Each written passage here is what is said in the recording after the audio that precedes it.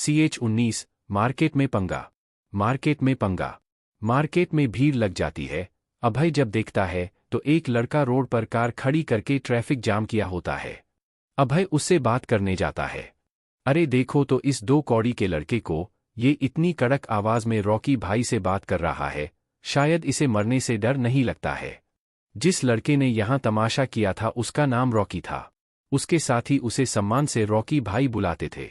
Rocky के एक साथी ने अभय की तरफ हंसते हुए ये बात कही थी। यह सुनकर रॉकी भी गुस्सा भूलकर खुद पर ही गर्व महसूस करते हुए स्माइल करने लगा।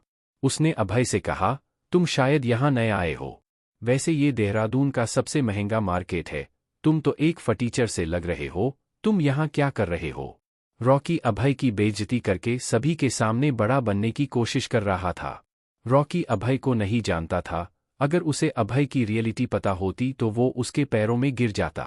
अभय दिखने में बिल्कुल भी गरीब नहीं लग रहा था, लेकिन रॉकी सिर्फ उसकी बेइज्जती करने के लिए ये सब कह रहा था। अभय तो अभय था, उसे इससे कोई फर्क नहीं पड़ता था कि उसे देखकर लोग उसके बारे में कैसा सोचते हैं। लेकिन रॉकी ने तो अभय को ऑफेंड करने की कोशिश की थी, उसे अभय ऐसे ही नहीं छोड़ने वाला था। अभय ने अपनी रौबदार आवाज में कहा, क्या ये मार्केट तुम्हारे बाप ला है, जो यहाँ कौन आएगा या नहीं ये तुम डिसाइड करोगे? अभय की आवाज सुनकर वहां भीड़ में बिल्कुल शांति हो गई। किसी ने भी रॉकी से ऐसे बात करते किसी को नहीं देखा था। रॉकी भी अभय की बात सुनकर फिर से गुस्से से लाल हो गया। उसने कहा, तुम्हारी इतनी हिम्मत कि तुम मुझसे ऐसे बात करो? मैं तुम्हें अभी बताता हूं कि मैं कौन हूं। रॉकी ने अपने एक साथी को इशारा किया और वो आदमी तुरंत अभय की तरफ उसे मारने के लिए आगे बढ़ गया। वो अभय से कुछ ही मीटर की दूरी पर पहुंचा था कि वो हवा में उड़ता हुआ रॉकी की कार के पास आकर गिरा। अभय ने उसे हल्की सी एक किक मारी थी, जिससे वो हवा में उड़ता हुआ जाकर गिरा। यह देखकर वहां खड़े किसी भी व्यक्ति को कुछ समझ नहीं आया कि वहां क्या हुआ था। रॉकी के चेहरे पर भी अब घबराहट दिखाई देने लगी। वो गाड़ी से नीचे उतर गया और उसने अपने सभी साथियों को एक साथ अटैक करने के लिए कहा। जैसे ही वो सभी अभय पर अटैक करने के लिए आए, वो सभी भी एक एक करके धराशायी हो गए।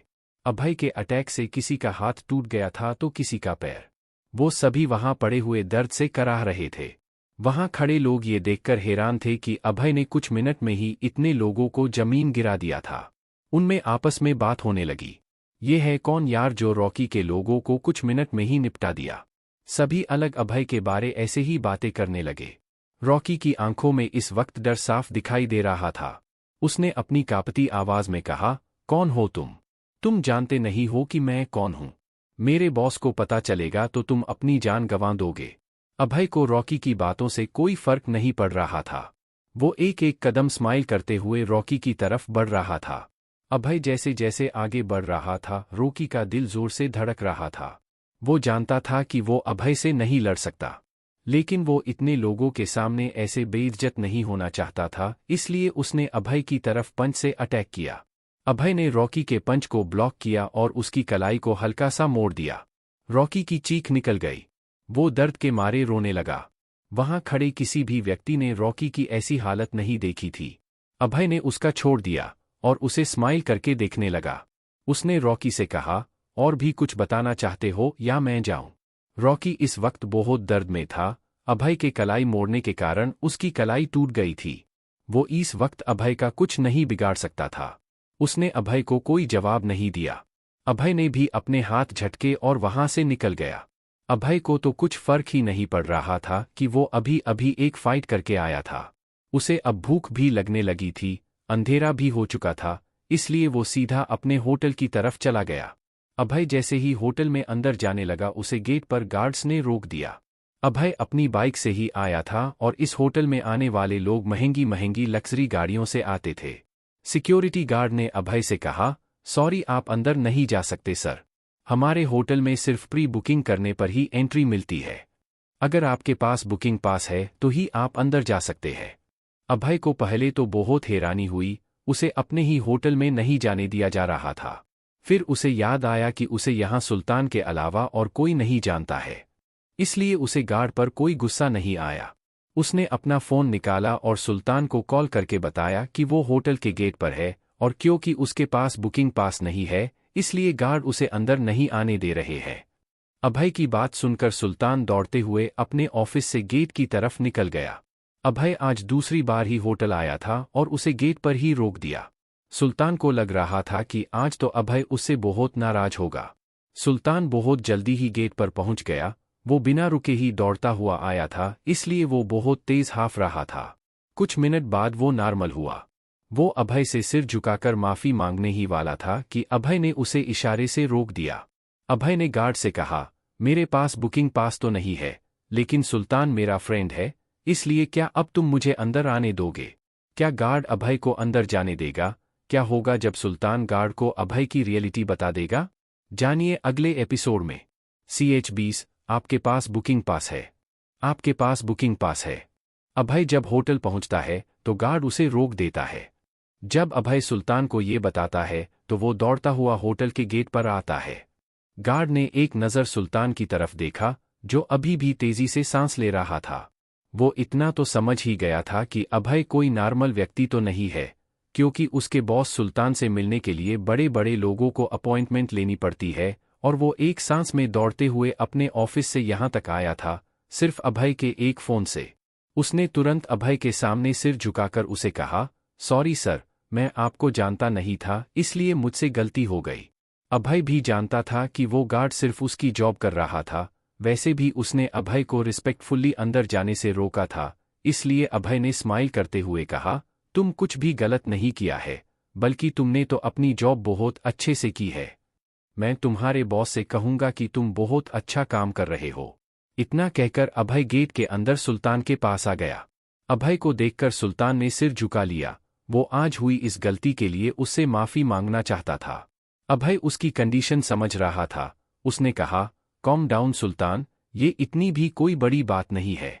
यहाँ तुम्हारे अलावा मुझे कोई नहीं जानता है, इसलिए डोंट वरी, तुम इतना गिल्टी फील मत करो।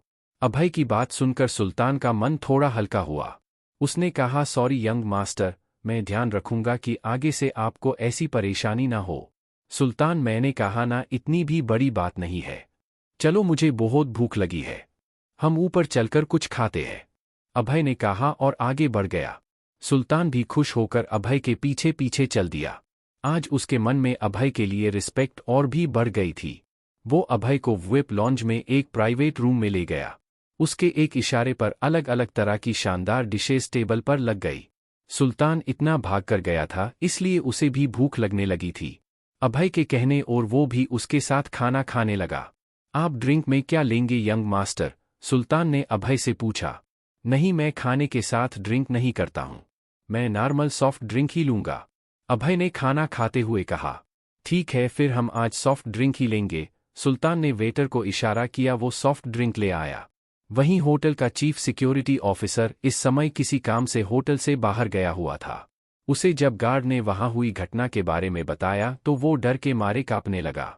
सुल्तान जिसके लिए पैदल दौड़ते हुए आया हो, वो कोई छोटा मोटा व्यक्ति नहीं हो सकता। देहरादून के तो बड़े बड़े पॉलिटिशियन और एलीट लोग भी सुल्तान से मिलने के लिए अपॉइंटमेंट लेते हैं, और सुल्तान खुद किसी के लिए मेन गेट पर भागते हुए आया। वो तुरंत होटल में सीधा सुल्तान से मिलने के लिए गया। उसने जब सुल्तान के असिस्टेंट से पूछा तो उसने बताया कि सर इस वक्त अपने फ्रेंड के साथ डिनर कर रहे हैं।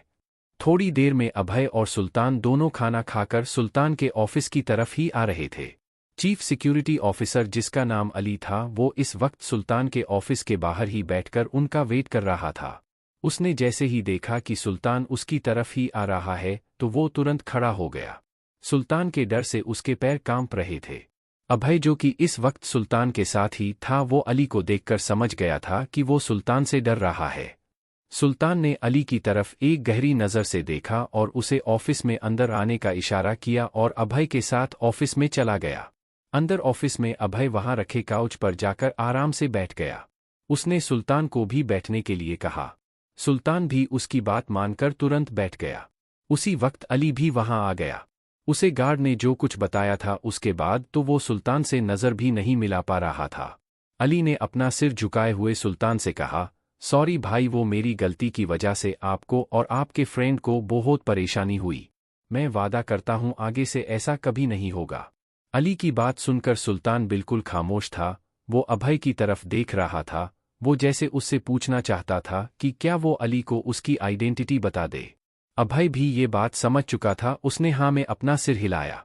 अभय से परमिशन मिलते ही सुल्तान ने अपनी रौबदार आवाज में अली से कहा, आज जो कुछ हुआ उसमें तुम्हारी कोई गलती नहीं थी, इसलिए तुम घबराओ मत। अब मैं जो कुछ तुम्हें बताने वाला हूं वो ध्यान से सुनना और ये बात सिर्फ तुम तक ही रहनी चाहिए। सुल्तान की आवाज इतनी कड़क थी कि कोई भी उसकी आवाज से ही डर जाता था। अली ने तुरंत कहा, जी भाई, जैसा आप कहेंगे वैसा ही होगा। सुल्तान की बात सुनकर अब उसका डर भी कम हो गया था। ये जो तुम्हारे सामने बैठे हैं ये मेरे फ्रेंड नहीं है, हम सभी के मालिक है। इनका नाम यंग मास्टर अभय रायचंद है। सुल्तान ने बहुत रिस्पेक्ट के साथ अभय की आइडेंटिटी अली को बताई। अभय का सुनकर अली ने पहली बार अपना सिर उठाकर अभय को एक नज़र देखा। उसने अभय का नाम तो सुना था लेकिन आज उसे पहली बार देख रहा था। उसने जैसे ही अभय को देखा तो वो उसे देखता ही रह गया। अभय की पर्सनालिटी ही कुछ ऐसी थी कि किसी की भी नज़र उस पर टिक जाती थी। अली ने अभय को सिर झुकाकर बहुत रिस्पेक्टफुल्ली ग्रिट किया। उसने कहा, मैं आज की गलती के लिए माफ़ी चाहता हूँ यंग मास्टर। आगे से कभी भी ऐसा कुछ नहीं होगा। क्या अभय की आइडेंटिटी अब ओपन होगी? देखिए अगले एपिसोड में। CH-21 हमारे मालिक है, हमारे मालिक है। गेट पर गार्ड अभय को रोक देता है तो सुल्तान बहुत नाराज होता है। अली अभय से माफ़ी मांगता है। नहीं, तुम्हारी इसमें कोई गलती नहीं है अली, एक्चुअली किसी की भी कोई गलती नहीं है, इसलिए हमें इस बात को यहीं खत्म कर देना चाहिए, अभय ने कहा। अभय की इतनी धैर्यता देखकर अली भी अभय से बहुत इम्प्रेस हो गया। वो विश्वास ही नहीं कर पा रहा था कि इतना बड़ा आदमी इतना पोलाइट कैसे हो सकता है। उसने कहा, ओके यंग मास्टर। अली भी देहरादून का बहुत पावरफुल फाइटर था। वो पहले भी सुल्तान के साथ काम कर चुका था, इसलिए सुल्तान ने उसे होटल का सिक्योरिटी चीफ बनाया था। लेकिन अभय का जो स्टेटस था उसके सामने कोई भी चींटी के बराबर था। लेकिन अभय किसी को भी अपने से छोटा नहीं मानता था। उसका मानना था कि पैसे से कोई छोटा बड़ा नहीं होता। सुल्तान और अली से कुछ देर बात करके अभय होटल से अपने घर के लिए निकल गया। सुल्तान उसे रिक्वेस्ट किया था कि वो उसे घर ड्रॉप कर दे, लेकिन अभय को तो अपनी बाइक से ही जाना था। अभय जैसे ही घर पहुंचा, उसके पास बलराज का फोन आ गया। बलराज और गरिमा को प्रेरणा ने सारी बात बता दी थी। उसने फोन उठाया तो बलराज ने सामने से कहा, अभय वहां सब कुछ ठीक है ना? तुम्हें कोई परेशानी तो नहीं है ना? नहीं डैड, आप बिल्कुल टेंशन मत लीजिए, मैं बिल्कुल ठीक हूँ। आप और मॉम वहां एंजॉय कर रहे हैं ना? हाँ, मैं गरिमा को आसपास की सारी टूरिस्ट स्पॉट दिखा रहा हूँ। इस वक्त वो सो गई है। बलराज ने कहा, ओके डैड, आप दोनों एंजॉय कीजिए। इतना कहकर अभय ने फोन रख दिया। अभय को सुबह कॉलेज जाना था, इसलिए वो भी अपनी सारी तैयारी में लग गया। वैसे तो उसके स्टाफ ने सारी चीजें पहले से रेडी कर दी थी, लेकिन अभय सब कुछ अपने हिसाब से चेक करना चाहता था। सब कुछ देखने के बाद अभय बेड पर लेट गया और उस लड़की के बारे में सोचने लगा जिसे उसने देहरादून के जंगल में देखा था। क्या वो मुझे कल कॉलेज में मिलेगी? उसकी काली गहरी आंखें, उसके गुलाब की पंखुड़ियों जैसे होंठ, उसके लंबे घने बाल। अभय की आंखों के सामने एक बार फिर उसका चेहरा घूमने लगा। उस लड़की के बारे में सोचते हुए कब अभय को नींद आ गई उसे पता ही नहीं चला। अगली सुबह अभय जल्दी से उठकर तैयार हो गया। उसने आज बहुत ही सुंदर जीन्स और शर्ट पहनी हुई थी। उसने शर्ट के ऊपर एक ब्लैक जैकेट भी पहनी थी। इस ड्रेस में अभय बहुत स्मार्ट लग रहा था।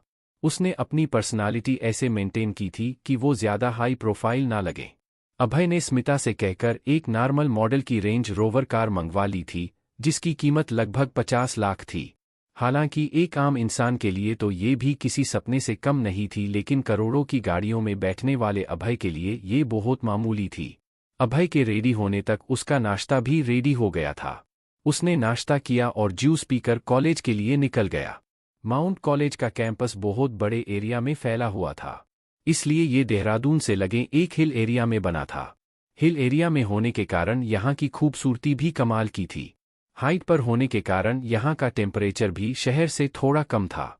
वैसे भी हिल स्टेशनों पर कभी भी बर्फ गिरने लगती थी, इसलिए बहुत ज्यादा टेम्परेचर नहीं रहता था। अभय जब तक कॉलेज पहुंचा वहां अधिकांश स्टूडेंट्स आ चुके थे, इसलिए वहां काफी चहल पहल थी। सभी अपने अपने ग्रुप्स में थे। क्योंकि कॉलेज का सेशन स्टार्ट हुए कुछ ही दिन हुए थे, इसलिए वहां अधिकांश स्टूडेंट्स अपने अपने ग्रुप में ही रहते थे।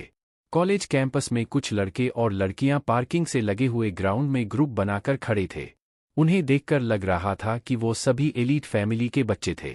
उनमें से एक लड़के ने अपने साथ वाले लड़के से कहा, यार सचिन, अपने कॉलेज में जो फर्स्ट ईयर में नई लड़की आई है उसके बारे में कुछ पता चला? मैंने तो जब से उसे देखा है बस उसी के सपने आते हैं यार। नहीं यार भाई, मैंने कोशिश की लेकिन कॉलेज में उसे कोई नहीं जानता है यार, सचिन ने कहा। तभी एक दूसरे ने लड़के ने कहा, लगता है अपने विकास को वो लड़की पसंद आ गई है। उस पहले लड़के का नाम विकास शर्मा था। विकास देहरादून की सबसे टॉप फैमिली में से एक शर्मा फैमिली का छोटा बेटा था। वो इस कॉलेज के सेकंड ईयर का स्टूडेंट था, इसलिए वो अच्छे से कॉलेज से परिचित था। क्योंकि शर्मा फैमिली बहुत पावरफुल थी इसलिए कॉलेज में कोई भी विकास से उलझता नहीं था। एक और लड़का था जो विकास की ही तरह बड़ी फैमिली से था। उसका नाम आयुष था। आयुष देहरादून की ही नाहर फैमिली का बेटा था। नाहर फैमिली भी शर्मा फैमिली की तरह ही टॉप फैमिली में से थी। आयुष और विकास एक दूसरे को ज्यादा पसंद नहीं करते थे लेकिन उनकी फैमिली के बीच बिजनेस रिलेशन थे, इसलिए वो दोनों एक दूसरे से कभी उलझते नहीं थे। आयुष को कार रेसिंग का बहुत शौक था, वो हर साल कंपटीशन ऑर्गेनाइज करता रहता था। वहीं विकास को हॉर्स राइडिंग का बहुत शौक था, वो घुड़सवारी में बहुत माहिर था। आयुष और विकास दोनों एक साथ ही कॉलेज आए थे। उनकी फैमिली ने उन दोनों के बीच की दूरियां कम करने के लिए उन्हें एक ही कॉलेज में भेजा था। विकास और आयुष दोनों सेकंड ईयर में ही थे लेकिन उनके डिपार्टमेंट अलग अलग थे। कॉलेज में उन दोनों का अलग अलग ग्रुप था, वो दोनों ही अपने अपने ग्रुप के लीडर थे। अभय भी ग्रैंड मास्टर त्रिलोचन का स्टूडेंट था, इसलिए उसे हायर एजुकेशन की बेसिक नॉलेज पहले से ही थी। उसके रिपोर्ट कार्ड के बेसिस पर अभय को भी लेटरल एंट्री के थ्रू सेकंड ईयर में एडमिशन मिल गया था। अभय को कॉलेज ज्वाइन करने के बाद उसका डिपार्टमेंट मिलने वाला था। कौन सा डिपार्टमेंट मिलेगा अभय को, कैसे होंगे अभय के फ्रेंड, जानिए अगले एपिसोड में।